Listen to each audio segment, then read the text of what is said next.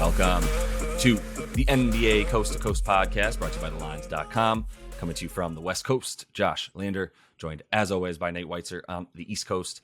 And we have playa props here for you guys on a Tuesday night. 8 games to choose from here. So we do have some pretty fun props, I think, in these matchups here for you guys. Want to make sure to like and subscribe to that page. Continue to follow along. We also have a couple game videos up for you today.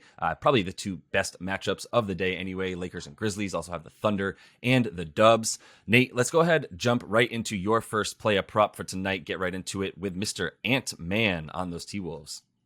Yeah, I mean, I think this will be a good matchup. For our offense, I don't really have the balls to take an over the way Minnesota plays defensively, but I have the balls to take Anthony Edwards' individual overs because he's now seeing a huge lion's share of the playmaking responsibilities since they parted ways with D'Angelo Russell. He's been really inefficient lately as a shooter because of maybe those increased ball handlings, but also 8 of their last 10 games have been on the road, averaging 24 points, 4.5 assists in those games. But you look at home since the start of January, 27.5 points, 5 assists, 33% usage rate. That usage rate is up to 32 consistently without D'Angelo Russell now.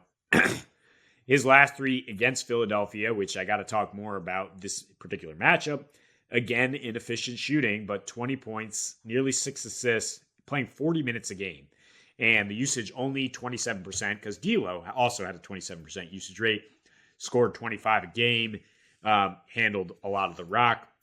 But this is Philly, right? So assists are really the intriguing thing here, and it's plus 125 for Ant to get 5 assists. If you just want to get the best odds available, I would look there. I think you can combine 30.5 points at assists because there should just be a lot of stats flowing here. If you look at how Philly's been shredded by athletic guards recently, starting with last night with Tyrese Halliburton, 39 and 17, where we were just like, let's hope for a double-double. Let's hope for 10 assists. And he just goes off and just roasts this team. Drew Holiday, double-double on Saturday, 26-13. And Kairuka combines for 82, both of them getting 40. More dimes if they needed to, but they don't because Philadelphia's defense is just abysmal on the road now in these last 3 road games, giving up 135, playing at a 99 pace, which is really fast for them, and 5th worst opponent's 3-point percentage. So maybe Ant gets going from there. He's been struggling a bit lately, but I think a little home cooking here after a 4-game road trip. I do think he scores over 25, but the assists are even more intriguing with the juice there. Yeah, one correction. Tyrese had 40 points last night. He hit a shot at the very end. That was a 3 to get himself to 40 as time was running out for no reason to keep them within 4 and probably piss off a lot of people who might have had Philly minus like 6.5 where it basically ended.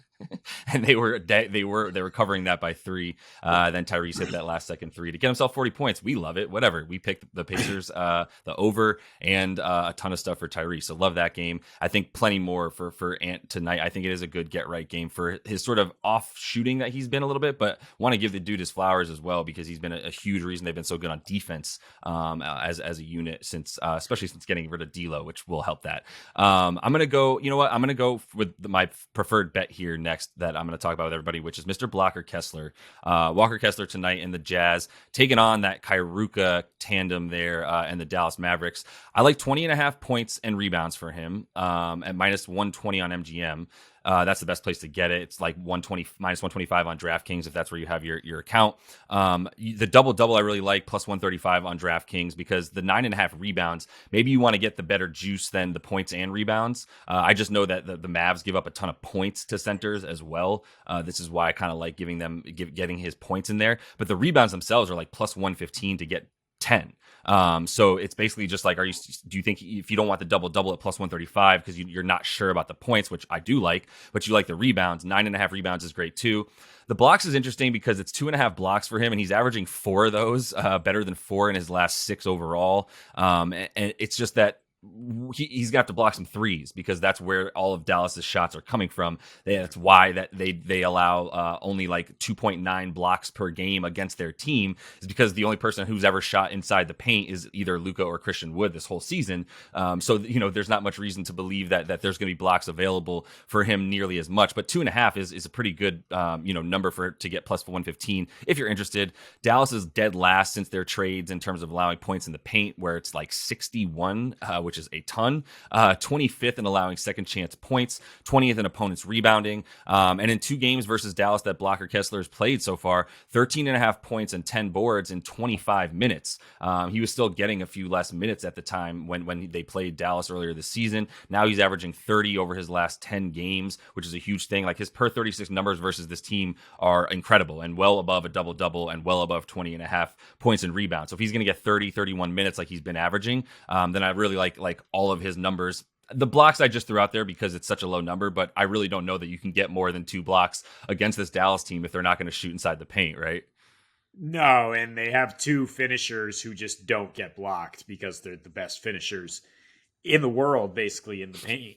So it's tough to lean on that in this matchup. But the rebounds, we talk a lot about variance with Dallas and how many threes they shoot. So I really do like the rebounds if they're not falling at a ridiculous rate. There should be plenty available there. I think the double-double plus 135 is good because Dallas, Maxi Kleber's probably going to play at this point, but he's more exploitable for a big body center like Kessler than if he's matching up against Dwight Powell or somebody who's a true center. Kleber's probably going to get bodied a little bit down low. I do like this game, as I was thinking over when it was like 232 when it opened. Now it's all the way up to 237, so we did not do a game video on that. But you can still take player props where they don't move, such as Jordan Clarkson, 21.5 points, almost even money, because he was a little rusty after missing like 8 days. Came back at 18 points on Sunday, shot 0 for 5 from 3. Last time he faced Dallas, where they lost against no Kairuka, neither of them played. He had 26 points, though, and also went 0 for 5 from 3. So 15 free throw attempts. That seems sustainable. I mean, with Kyrie and Luka out there, the perimeter defense is going to be worse, not better. He had 22 and 8 assists against Dallas early in the season. He's been better on the road all year in terms of scoring and assists, 21 points, nearly 5 dimes with a 28% usage rate. So it's at 26.5 points assists if you want to get those in there. 21.5 points is good, like I said, for a gunner like Clarkson, because Dallas is playing these ridiculous shootouts right now in 7 with Kairuka together. They're giving up 121, scoring 123. They're giving up the second most assists to point guards in that span. Colin Sexton is out tonight, so Clarkson is going to be that point guard. And I really like what he's going to be able to do here to get the Jazz offense back on track. They really struggled in a few games without him, including only scoring 94 points against the taking Spurs, which is just a head scratcher. But he's back. Hopefully he shakes off the rust after that last one. That was wild. That was a fun time.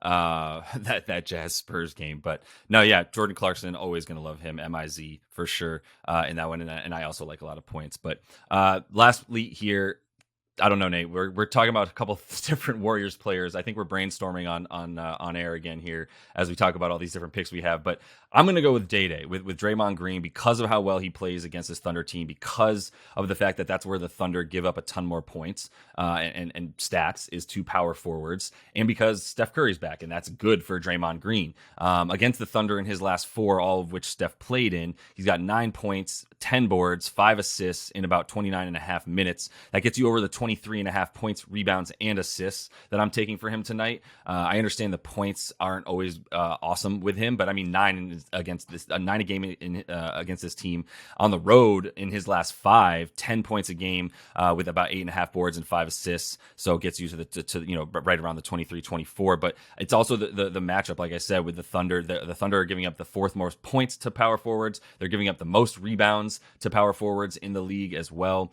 And like I said, with Steph, Draymond is averaging 1 more point per game, 1 more assist per game, and that gets you to 24.5 PRA that he's averaging on the season when Steph is in that lineup. So I like this one. I know you like a little bit of Steph. We thought about Clay, who also historically, crushes the Thunder, although just some of the numbers made his prop to me like pretty much fair, as Mo would say.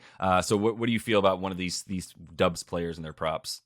Yeah, I have no problem with Clay getting 24 points where he's at. I think he's going to be force fed the ball a little bit, which to me is the correlation that Steph's going to have 6 assists or more. He has 22 assists in his last 2 against the Thunder, because that seems to be the way they want to try to defend him, is get the ball out of his hands.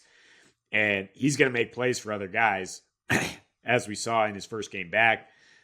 So I like the plus odds on that. I think, Clay's numbers in general without Steph or with Steph are down a little bit. But I think lately, if you really break it down, they are still up. And Steph really just opens things up more for him, as does DiVincenzo, who we talked about in the game video, just adding an element of pace and in the half court and great spacing and cutting to get both those guys open shots. And to me, that makes me skeptical about Draymond, because the ball's going through somebody else's hands. And he's really the defensive captain. To me, it's a fair line. Again, like Mo would say, the 24 PRA for Draymond, we might be right around there at the end of the day. Yeah, no, I believe it. I'm leaning Steph assist the more you talk about it as well, because that is the Thunder's MO in terms of how they defend him. So that's all the time we have for you guys in this one. Make sure to like and subscribe to that page. Also got our game videos up for you today. And we are staying wicked hot with these player props, so want to make sure to like and subscribe. And until we see you next, happy betting.